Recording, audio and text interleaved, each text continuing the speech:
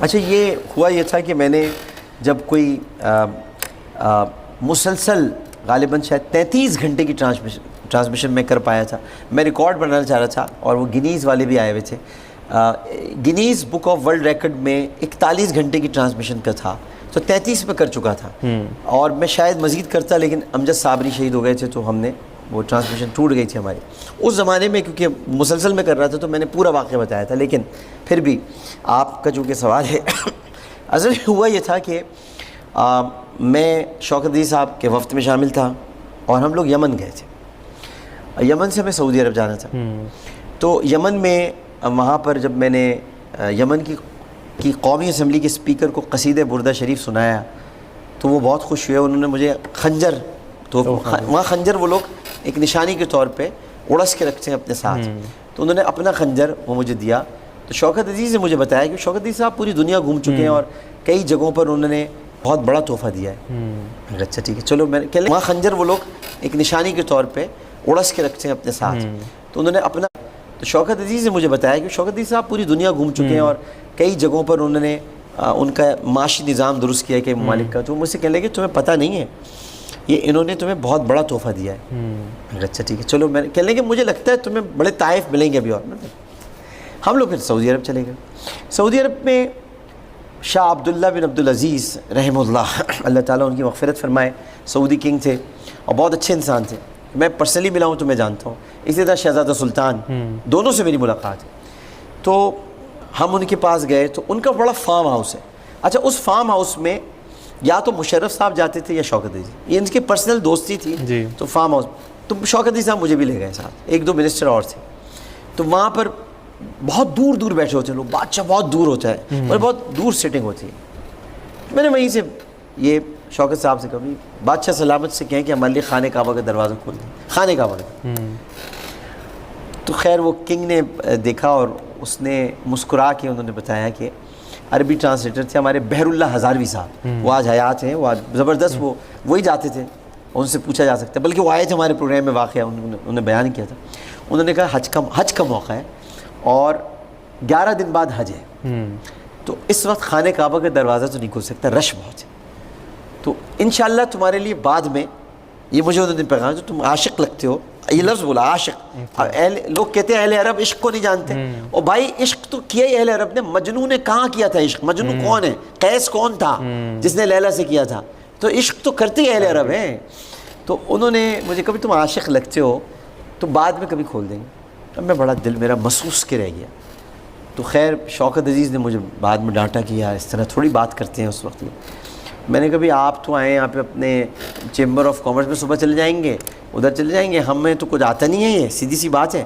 مذہبی امور ہم جانتے ہیں. وہ ہماری ملاقات اوقاف کے منسٹر سے ہونے والی ہے. وہ حج کا کوٹا ووٹا پاکستانیوں کا سیٹ کرنا ہے تو ایٹ لیسٹ ہم نے کہا بھائی یہ ہو جائے گا. کہہ رہے بھائی عمرہ ہو رہا ہے نا تمہارا. عمرہ ہم لوگ یہاں سے کرنے چلتے جب ریاض سے پھر عمرہ کرنے کے لیے گئے. عمرہ کیا. خیر عمرہ بہت اچھا ہوا ماشاءاللہ. عمرہ ہمارا انہوں نے اپنے گھیرے میں لے کے کرایا. پھر ہمیں انہوں نے اوپر لے گئے. یہ صفا محل کہلاتا ہے. صفا محل کے بالکل کھڑکی کے سامنے خانہ کعبہ نظر آتے ہیں. تو ہم نے وہاں دیکھ کے دعائیں کی. سب ہو گیا. تو میں نے شوکت عزیز صاحب سے کہا کہ دوبارہ کوشش کریں نا یہاں کسی سے کہنے لگے یار تم نے وہاں بات کر لی نہیں ہو سکا. این اسی وقت جو ہے شوکت عزیز صاحب کے پاس فون آیا. اچھا مطلب یہ این اس سے مراد ہے کہ بالکل اس ٹائم نہیں اس کے کچھ دیر بعد ہم کیونکہ پرائم منسٹر الگ تھے ہم ظاہر ہے کہ ہم منسٹرس تھے تو ہم الگ گاڑی میں تھے. تو ہم وہاں سے جدہ روانہ ہو گئے. جیسے ہم جدہ پہنچے اپنے اپنے ہوٹلز میں تو شوکت عزیز نے مجھے بلایا. اس کے بعد ان کے گاڑی میں فون آیا تھا کہ لیں وہ تم نے کوئی دعا کی تھی وہاں پہ. اچھا بہت زبردست آدمی ہے شوکت عزیز. میں آپ کو بتاؤں بہت زبردست. شوکت عزیز کا یہ کوئی 117واں عمرہ تھا. اچھا جی 117واں 117. اور شوکت عزیز صحیح جو ہے وہ بھاگ کے کرتے ہیں پوری. اچھا یہ لوگوں نے بھاگ کے پوری. اچھا اب ہر آدمی نہیں جانتا نا کسی کو. بس آپ نے برا کہنا ہے تو کہہ دیا. اس نے اتنے عمرے کیے ہیں. وہ صحیح پیدل کرتے ہی نہیں. مطلب جہاں بھاگنا ہوتا ہے یہ اس کو کہتے ہیں اخذر میلین. اس کے دوران جو ہے یہ یعنی سبز ہری لائٹ ہے اس کے درمیان وہاں بھاگنا ہوتا ہے. یہ پوری صحیح بھاگ کے کرتے ہیں. یہ کر چکے ہوتے ہیں اور ہم لوگ کر رہے ہوتے تھے. مطلب یہ ان کی پریکٹس تھی بھائی. تو کہہ لیں تم نے کوئی دعا وغیرہ کی تھی؟ میں نے کہا نہیں. کیوں کیا ہوا؟ کہہ لیں کہ بھائی وہ کنگ کی طرف سے میسج آیا ہے کہ بھائی وہ جو آپ کے ساتھ جو لڑکا تھا اور جس کی خواہش تھی تو وہ تو نہیں ہے، لیکن یہ کہ روضہ رسول کا استخارہ کروایا ہے. اچھا وہ روضہ رسول کا دروازہ ہر ایک کے لیے نہیں کھلتا، یہ اپنے ذہن میں رکھیے گا. خانہ کعبہ کا دروازہ تو ہر ہیڈ آف دی اسٹیٹ کے لیے کھلتا ہے. اچھا خانہ کعبہ کے اندر بھی ایک دروازہ ہے، وہ بھی میں وضاحت کر دوں، وہ باب التوبہ ہے. اچھا اس دروازے سے چھت پہ جایا جاتا ہے، وہ بھی کسی کے لیے نہیں کھلتا. وہ پاکستان میں اگر کسی کے لیے کھلا ہے اب تک تو صرف مشرف صاحب کے لیے کھلا. مشرف صاحب چھت پہ گئے تھے، وہاں جا کے انہوں نے نعرے تکبیر بلند کیا تھا، نعرہ لگایا تھا. وہ چھت پہ جانے کا راستہ باب التوبہ کہلاتا ہے، چھوٹا سا ہے بالکل.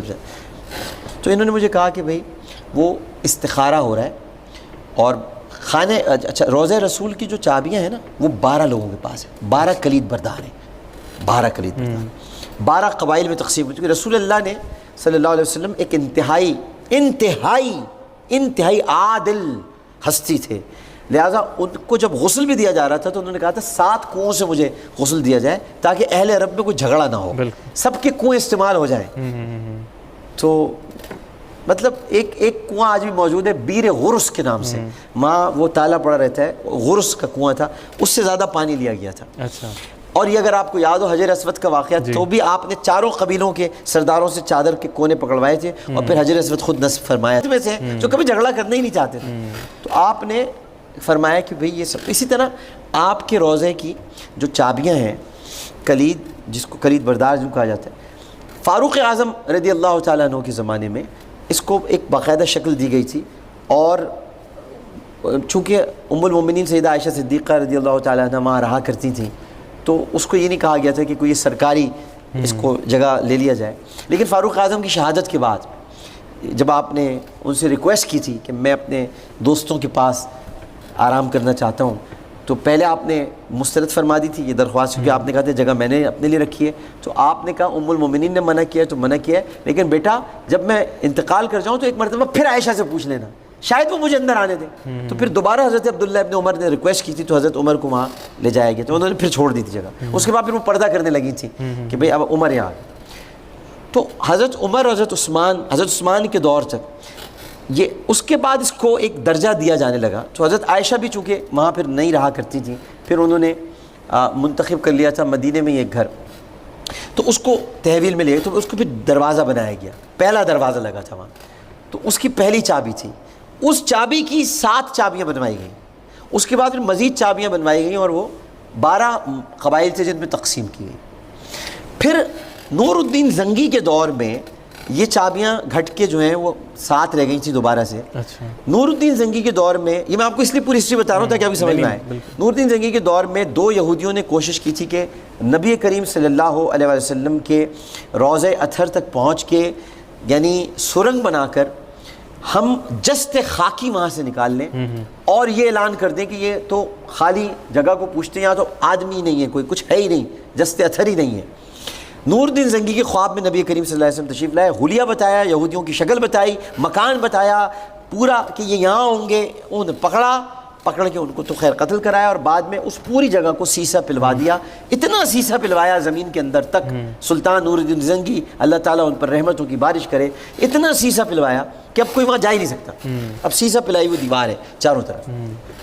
اس کے بعد حضرت عبداللہ ابن زبیر رضی اللہ تعالیٰ عنہ کے زمانے میں جنہوں نے علم بغاوت بلند کیا تھا یزید کے خلاف اور ان کی حکومت کچھ عرصے قائم رہی مکہ اور مدینہ میں، تو انہوں نے اس کی چابیاں باقاعدہ بنوا کے، چونکہ عبداللہ ابن زبیر واحد صحابی تھے رضی اللہ تعالیٰ عنہ جن کو یہ پتہ تھا کہ ریاض الجنہ کہاں ہے، کیونکہ حضرت عائشہ نے ان کو بتایا تھا اور صرف حضرت عائشہ جانتی تھی. حضرت عائشہ کی کنیت ام زبیر ہے کیونکہ وہ حضرت عبداللہ ابن زبیر کو اپنی اولاد کی طرح پالتی تھی. جبھی رسول نے کہا کہ خالہ ماں کی جگہ ہوتی ہے کیونکہ حضرت عائشہ نے ان کو پالا تھا.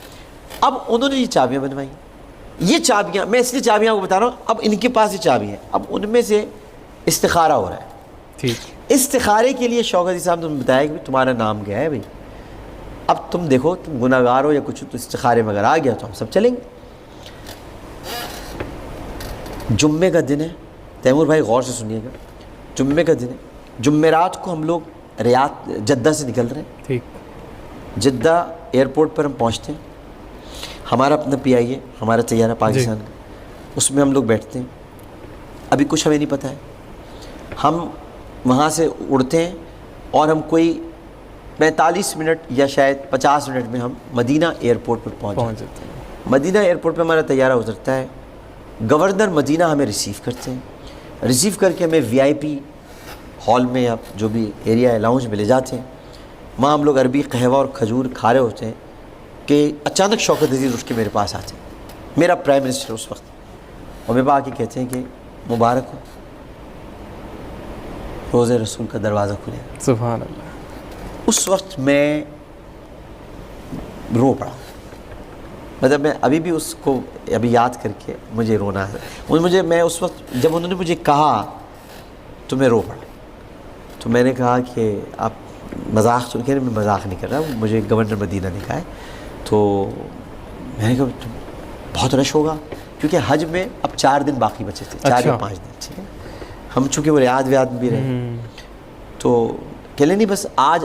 اچھا جب 4-5 دن رہتے ہیں نا تو جو حاجی ان کو پتہ ہے آخری قافلہ جا رہا ہوتا ہے مدینے سے مکے کی طرف، آخری کچھ دن یہ 4 دنوں کے اندر نکلنا ہوتا ہے، کیونکہ پھر یوم الترویہ آ جاتا ہے.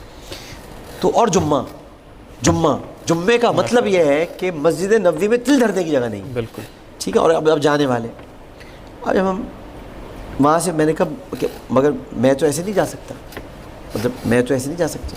یعنی کیوں کہ نہیں میں کپڑے بدلوں گا. میں نے کہا میں خریدوں گا کپڑے نئے.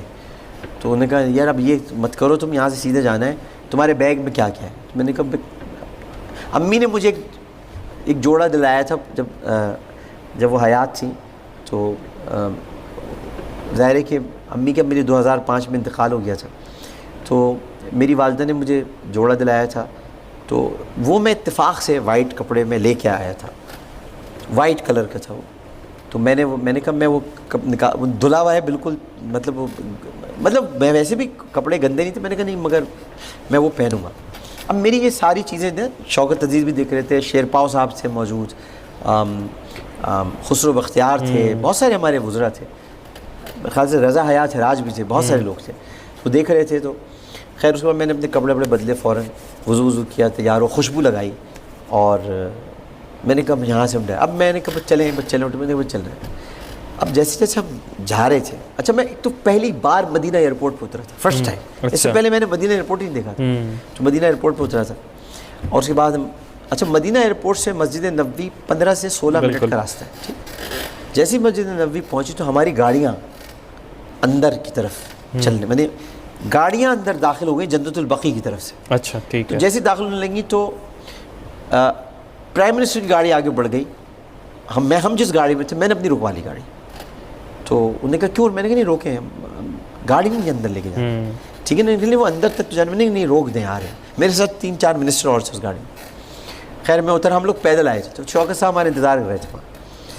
تو خیر وہ آئے، وہاں اندر گئے. تو انہوں نے کہا بس اندر چلتے ہیں، انتظار کرتے. خیر انہوں نے مجھے تھوڑا سا کہا کہ ایسے نہیں کرتے ہیں، ڈانٹا واٹا. انہوں نے کہ بھائی، میں نے کہا نہیں آپ جا سکتے، ہم گاڑی نہیں لے کے جا سکتے اندر. ٹھیک ہے نا، تھوڑا دور ہی رکنا ہے. اترتے ہوئے گئے. اس کے بعد جیسے ہم لوگ اندر پہنچے تو وہ پاکستانی وہاں بہت نعرے لگانے شروع کر دیے، شوکت عزیز زندہ باد، پاکستان زندہ باد، پاکستان زندہ باد. بڑے نعرے لگائے پاکستان زندہ باد. یہ باہر کی بات ہے. اچھا باہر نعرے لگانے میں جو لوگ کہتے ہیں نا لا ترفعوا اصواتکم فوق صوت النبی، یہ اندر کی بات ہے، یعنی روضہ رسول کی جالیوں کے سامنے. یہ باہر کی بات میں بتا باہر کی. تو انہوں نے نعرے والے لگائے. اس کے بعد ہمیں وہ باب جبرائیل سے اندر باب جبرائیل سے آپ جائیں، یوں سمجھ لیں یہ رہا باب جبرائیل جی، اور یہاں سے آپ کو یہاں مڑنا ہوتا ہے. بالکل. تو یہاں ریڈ کلر کے کارپٹ بچھے، ٹھیک، یہاں آپ بیٹھ گئے، اور ادھر ہی جالیاں ہیں سبز رنگ کی. اب مجھے تو پتہ ہی نہیں تھا کہ یہاں سے جاتے ہیں. اچھا میں سمجھتا تھا وہ سنہری جالیوں سے جاتے ہیں شاید معاذ شریف کے سامنے. بالکل. مجھے بھی تو نہیں پتہ تھا. وہاں میں بیٹھ گیا، روئے جا رہے ہیں، حالت عجیب ہے. تھوڑی دیر بعد ایک شخصیت ایسی آئی جو تھے تو حبشی لیکن بہت حسین شخصیت تھے. مطلب ان کے چہرے کا جلال اور ان کی آنکھوں میں چمک اور ان کے چہرے کا نور یہ کہہ رہا تھا کہ کوئی معمولی آدمی نہیں ہے. تو مجھے بحر اللہ ہزاروی نے بتایا کہ یہ صاحب جو ہیں یہ صحرا میں رہتے ہیں اور ان کا تعلق قبیلہ خزرج سے ہے یا اوس سے تھا. یہ ان کلید برداروں میں سے ایک کلید بردار ہے. اچھا. اور چابی لے کے آئیں گے اور دروازہ کھلے گا. لیکن ہم لوگ پہلے نماز ظہر کی پڑھیں گے، یعنی جمعے کی نماز ہوئی، ہم نے نماز ادا کی، اس کے بعد دعا ہوئی، نمازی نکلنے لگے. اب ہم بے چین ہیں. ظاہر اس وقت پڑھنے کے لیے درود شریف کے سوا بھرپور عبادت اور کوئی نہیں تھی. جتنے درود تھے، جتنے امی نے سکھائے تھے، جتنے بچپن میں پڑھے تھے، جتنے یاد تھے، وہ سارے درود ہم پڑھتے رہے اور بس انتظار کرتے رہے. بار بار کنڈی پہ نگاہ پڑتی تھی جس پہ لکھا تھا قصیدہ بردہ شریف کا. میں قصیدہ بردہ شریف کا آپ کو اس لیے میں نے کہا، میں نے یمن میں پڑھا تھا قصیدہ بردہ شریف. بالکل. اب میں آپ کو اس سے یہ کنٹینیوٹی ملا رہا ہوں. تو اس پہ لکھا تھا هو الحبیب الذی ترجى شفاعته لكل حول من الاحوال مقتحم. یہ قصیدہ بردہ شریف کے شعر میں یمن میں پڑھ چکا تھا اور یہی قصیدہ بردہ شریف کا شعر مجھے کنڈی پہ لکھا ہوا نظر آیا. تو وہ آئے، انہیں دروازہ کھول. اب جب دروازہ کھل گیا تو اب اندر جانے کی ہمت نہیں ہو رہی. میرے خیال ہے کہ پاؤں جو ہے وہ کئی من بھاری ہو گئے تھے. تو انہوں نے شوکت صاحب کا نام لیا، میرا نام لیا. میں استخارے میں، تو شوکت صاحب پرائم منسٹر تھے، پہلے اندر گئے، ان کے پیچھے میں گیا اور انہوں نے میرا ہاتھ تھام لیا تھا. اور اس آدمی کے چہرے کا رنگ بھی متغیر تھا، ہمارا بھی تھا. ہم کانپتے آگے بڑھ رہے تھے. ہمیں اندر لے جانے والا بتا رہا تھا یہ فلاں زوجہ مطہرہ کا یہ گوشہ ہے، یہ فلاں زوجہ مطہرہ کا گوشہ ہے، یہ فلاں زوجہ مطہرہ کا گوشہ ہے. اور پھر ہم تھوڑا سا لیفٹ کو ٹرن ہوئے، پھر تھوڑا سا رائٹ کو ٹرن ہوئے، پھر تھوڑا سا لیفٹ آتا ہے اور پھر اس کے بعد رائٹ مڑتے ہیں. تو ایک تصویر جو بہت سارے لوگ لگاتے ہیں، جو کہ غلط لگاتے ہیں اور یہ کہتے ہیں کہ شاید یہ قبر رسول یا تربت رسول. ایک تو یہ قبر اور تربت کا لفظ استعمال نہیں کرنا چاہیے. امام مالک کہتے ہیں کہ جب بھی روضہ رسول پہ جاؤ، یہ قوم میں رسول کی زیارت کے لیے گیا تھا. قبر اور تربت ان کی ہوتی ہے جو مردہ ہوتی ہے، بالکل، جو زندہ ہوتے ہیں ان کی قبر نہیں ہوتی. تو وہاں پر تصویر شیئر کی جاتی ہے. وہ ایکچولی حضرت فاطمہ کا گھر ہے وہ. اچھا. اور وہ حضرت فاطمہ کی جہیز کا سامان ہے اور ان کے گھر کا سامان ہے. اس پہ جو امامہ رکھا ہوا ہے وہ مولا علی کا ہے. تو لوگ سمجھتے ہیں کہ یہ شاید یہ نہیں ہے، کیونکہ نبی کی تو آپ دیکھ ہی نہیں سکتے وہ مقام، کیونکہ ادھر سب جگہ پہ بند ہے، وہ دیوار ہے، اس پہ غلاف چڑھا ہوا ہے گرین کلر کا. ٹھیک ہے. تو وہ ہمیں اندر لے کے وہ موڑ کے اس نے جو صاحب تھے وہ آئے اور انہوں نے کھڑا کر دیا، کہا سلام پڑھو. عربی بس نے کہا سلام. اب ہم نے سلام پڑھنا شروع کیا. اب میں نے آہستہ آہستہ ایک نعت پڑھنی شروع کی، میٹھا میٹھا ہے میرے محمد کا نام. بہت آہستہ آہستہ، بہت آہستہ، اتنی آہستہ کہ شاید میرے ہی کان سن سکتے تھے. شوکت عزیز میرے ساتھ آ گئے، وہ میرے ساتھ مل کے وہ نعت پڑھنے لگے. میں نے وہاں ایک معجزہ دیکھا اپنے نبی کا، اور وہ یہ دیکھا کہ بالکل ہمارے پیچھے معاجہ شریف تھا اور اتنا رش تھا کہ ہم وہاں دیکھ سکتے تھے نا جالیوں سے باہر. بالکل. رش اگر ہوتا ہے نا تیمور بھائی، خاموش رش بھی ہوتا ہے، تب بھی اس کی سرسراہٹ ہوتی ہے. میں قسم کھا کر کہتا ہوں اپنے رب کی عزت کی کہ وہ سرسراہٹ ہمیں اندر نہیں سنائی دے رہی تھی. سکون تھا اندر آ ہی نہیں رہی تھی آواز کہ باہر کچھ ہو. ایسا لگ رہا ہے کہ ٹی وی کی آواز کسی نے بند کی ہوئی اور باہر مجمع جا رہا ہے. بس یہ میں نے معجزہ دیکھا اور مجھے قرآن کی اس آیت پر واثق یقین ہوا، یا ایھا الذین آمنوا لا ترفعوا اصواتکم فوق صوت النبی، کہ اپنی آوازوں کو نبی کی آواز سے بلند مت کرو. تو وہ اللہ نے خود ہی انتظام کر رکھا ہے، اگر کسی کی ہو بھی جائے گی تو وہ آئے گی نہیں اندر، پہنچے گا بھی تو درود پہنچے گا. تو وہ ہم پڑھتے رہے اور بہت دیر تک پڑھتے رہے. اور پھر اس کے بعد وہاں پر ایک گوشہ ہے جو خالی تھا، اور میں نے چونکہ پڑھ رکھا تھا تو مجھے خالی گوشہ معلوم تھا کہ وہ خالی گوشہ نہیں ہے، یہاں حضرت عیسیٰ علیہ السلام کی قبر بنے گی. تو میں نے وہاں کھڑے ہو کے حضرت عیسیٰ علیہ السلام کی ممکنہ قبر کے سامنے یہ کہا کہ اے مسیح اللہ، آپ نے آنا ہے رسول کے امتی کی حیثیت سے. تو مجھے طبہ بادشاہ یاد آ رہا ہے اس وقت. طبہ یمن کا ایک بادشاہ تھا اور اس نے گھر کی چابیاں اپنے غلام کو دے کر کہا تھا کہ میں نے محمد صلی اللہ علیہ وسلم کا زمانہ تو نہیں پایا اور مجھے لگتا نہیں کہ میں ان کا زمانہ پاؤں، لیکن اگر وہ تمہیں یا تمہاری نسل میں کبھی آ جائیں تو ان سے کہنا کہ طبہ بادشاہ نے اپنی طرف سے ایک گھر ان کو دیا ہے، تو وہ آئیں تو اسی میں قیام کریں. اور طبہ بادشاہ کی نسل در نسل ہوتے ہوئے وہ گھر حضرت ابو ایوب انصاری کے پاس آیا تھا. تو رسول اللہ نے حضرت ابو ایوب انصاری کے گھر میں قیام نہیں کیا تھا، وہ ان کا اپنا گھر تھا جو طبہ بادشاہ ان کو دے کے گیا تھا. تو یہ غلط ہے کہ وہ حضرت ابو ایوب انصاری کا گھر تھا، وہ رسول کا ہی گھر تھا.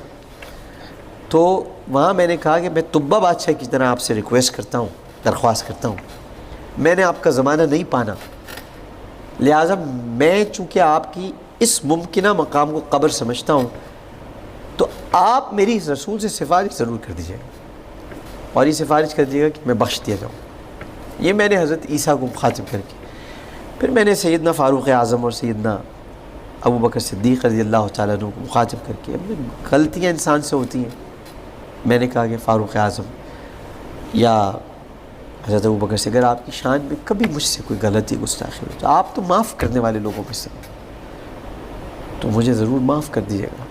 اور مجھے یقین ہے کہ آپ مجھے معاف کر دیں گے. تو ایک دل کو اس وقت اطمینان ہوا اور ایسے آواز آئی کہ جاؤ، مجھے تم معاف کیا، تم ہمارے اپنے ہو. تو ادھر سلام پیش کیا، پھر رسول اللہ کے پاس آ کے بہت دیر تک بہت سلام، بہت کافی روتا رہا میں بہت دیر تک. اب اس بات پر روتا رہا کہ مجھ میں ایسی کیا خاص بات ہے کہ میں اندر آ گیا. اس بات پہ میں بہت رویا. تو میں جب بہت رو رہا تھا یا مجھے بہت رونا آ رہا تھا اس وقت، تو وہ آدمی جو آیا تھا خزرج کا، اس نے مجھے گلے سے لگایا، اس نے کہا کہ تم عاشق ہو. اس نے کہا ہاذا عاشق. اس نے مجھے کہا، اچھا، اس نے اس کو کہا بہر ہزاروی صاحب. تو بہت دیر تک بس یہ رونا چلتا رہا.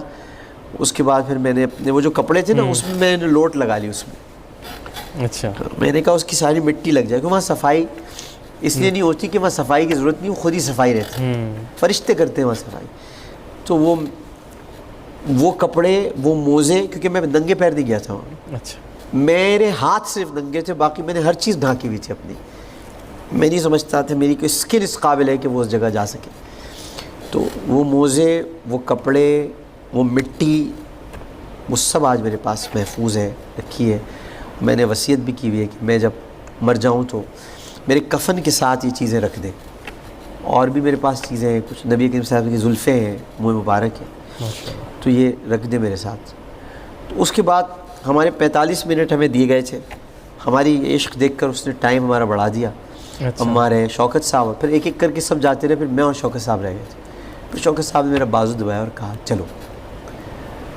کیا سب چلو، مطلب ان سے بھی برداشت نہیں ہوا. سچی بات، میں کیوں جھوٹ بولوں؟ اس مقام پہ تو ریاکاری تو چل ہی نہیں سکتی. یہ تو سب لکھا جا رہا ہے، یہ تو لکھ رہے ہیں جو یہاں بیٹھے ہوئے، یہ دونوں تو جو بیٹھے ہوئے. پرائیویسی نہیں ہے انسان کی، انسان کی کوئی پرائیویسی، انسان سمجھتا ہے پرائیویسی اس کی کوئی نہیں. 2 فرشتے اس کے ساتھ ہر وقت ہیں اور اللہ اسے دیکھ رہا ہے، پرائیویسی ہے ہی نہیں. بالکل. تو انہوں نے میرا ہاتھ دبایا، نکلا. میں جا ہی نہیں رہا تھا باہر واپس. تو خیر میں نکلا باہر نکل کے میں تیمور بھائی گھنٹوں تک روتا رہا. پھر یہاں تک کہ عصر کی اذان ہو گئی. اور اس کے بعد پھر وہاں پر مسجد نبوی میں ہمیں چونکہ نکلنا تھا اور عصر کچھ دیر بعد کھڑی ہوتی ہے، تو انہوں نے ہم سے کہا کہ آپ میں کوئی ہے جو نماز قائم کرا دے. تو آپ لوگ، تو میں نے قصر، مطلب یہ عصر کی جو قصر ہے، ظاہر 4 رکعت ہوتی ہیں تو 2 رکعت، تو اس کی امامت میں نے وہاں کرائی تھی. مسجد نبوی میں نے نماز پڑھائی تھی. اس کے بعد ہم سب لوگ چلے گئے تھے. تو بس یہ ایک حضوری تھی، ایک حاضری تھی. اور مطلب یہ کہ یہ ایک ناقابل فرام، مطلب مجھے اب دنیا میں کوئی عہدہ یا کوئی مقام کی تمنا نہیں رہی. جب نبی نے اپنے گھر، دیکھیں نبی کعبے میں، تو کعبہ اللہ کا گھر ہے. ایک بات یاد رکھیے گا، اللہ کا گھر پرائیویسی نہیں ہوتی. اللہ کا مطلب یہ ہے کہ وہ گناہگار کو بھی بلا کے توبہ کا دروازہ اس پہ کھول سکتا ہے، مشرک کو بھی بلا کے اس کو ایمان کی دولت سے مالا مال کر سکتا ہے، اور کسی کافر کو بھی بلا کے اللہ تعالیٰ اپنے دربار. لیکن رسول کا گھر پرائیویٹ جگہ ہے. نبی کا گھر وہ مقام ہے. کعبہ تو ناپاک تھا اس لحاظ سے, میں ناپاک نہیں کہہ رہا, ناپاک اس لحاظ سے وہاں بت تھے تو رسول نے سارے بت توڑ دیے. کعبے میں ابو جہل کے ناپاک قدم بھی گئے, ابو لہب کے ناپاک قدم بھی گئے, لیکن نبی کے گھر میں کبھی کسی ناپاک کے قدم ہی نہیں آئے ہی نہیں. تو یہ اس لحاظ سے افضل ہے. اور مدینہ اور مکے میں جب بھی افضلیت کی بات ہوتی تو ہمارے بزرگ کہتے ہیں نہ مکے کو فضیلت حاصل ہے نہ مدینے کو. فضیلت اسی مقام کو حاصل ہے جہاں رسول ہیں. بالکل سے. مکہ اس وقت افضل تھا جب رسول تھے, مدینہ اس وقت افضل تھا جب رسول ہیں, اور رسول جب تک مدینے میں ہیں مدینہ مکے سے افضل ہے. لا اقسم بہذا البلد انت حل بہذا البلد. اللہ تعالیٰ نے اس جگہ کی قسم کھائی ہے جہاں رسول چلا پھرتے, تو وہ مکے کی قسم کھائی. تو اس لیے میں یہ کہتا ہوں کہ نبی کا گھر جو ہے نا وہ ہر ایک کے لیے نہیں کھل سکتا. بالکل سے. اس کے لیے, اور پھر وہ نبی کا گھر بھی نہیں تھا, ٹیکنیکلی وہ حضرت عائشہ کا گھر تھا. اور ام المومنین کا حجرہ, حضرت عائشہ کے حجرے میں آپ چلے جائیں, یعنی حضرت عائشہ کی جگہ پہ آپ چلے جائیں, مطلب حضرت عائشہ نے آپ کو بلا لیا. سبحان اللہ. مطلب آپ تھوڑی دیر کے سوچیں کہ مطلب حضرت عائشہ بلا رہی ہیں آپ کو, یعنی وہ عورت جس کا پردہ دنیا کا عظیم پردہ ہے, جو حجر اسود کو بوسہ اس لیے دینے نہیں جاتی کہ وہاں بہت رش ہے, جس کے لیے اللہ تعالیٰ نے 10 آیات برات نازل کی ہوں, اس کے حجرے میں آپ داخل ہو جائیں اور وہاں جا کر آپ صلاۃ والسلام. میرے خیال ہے یہ زندگی کا ایک ایسا واقعہ ہے جو کبھی میں شاید یہی میری شاید میرے گناہوں میں کمی کا سبب, یہ میں بخشش کی تو بات نہیں کرتا کیونکہ اللہ تعالیٰ نے مومن کو امید اور خوف کے درمیان رہنے کو کہا ہے. تو میں یہ نہیں کہوں گا کبھی کہ میری بخشش ہو جائے گی, امید رکھوں گا کہ اللہ میری بخشش کر دے گا, اور خوف یہ رکھوں گا کہ اللہ تعالیٰ میری بخشش نہیں کرے گا. مجھے حضرت عمر فاروق کی راستے پہ چلنے میں بڑا مزہ آتا ہے کہ وہ کہتے تھے کہ میں ڈرتا ہوں اس شخص سے کہ جو آخر میں رہ جائے جہنم میں جانے سے, کہ کہیں وہ عمر نہ ہو. حالانکہ آپ تو اشر مبشرہ ہیں, آپ تو سب کچھ. تو بس یہ ایک واقعہ ہے, اس طرح سے یہ پیش آیا تھا. تو اسی خوبصورت نوٹ پہ اس پروگرام کا ہم اختتام کرتے ہیں. ڈاکٹر صاحب بہت شکریہ, آپ نے ہمارے لیے ٹائم نکالا, بہت شکریہ. بہت شکریہ. تو یہ تھے ڈاکٹر عامر لیاقت حسین. مجھے امید ہے آپ کو یہ شو بہت پسند آئے گا. اپنی فیڈ بیک ضرور دیجیے گا مجھے اور میری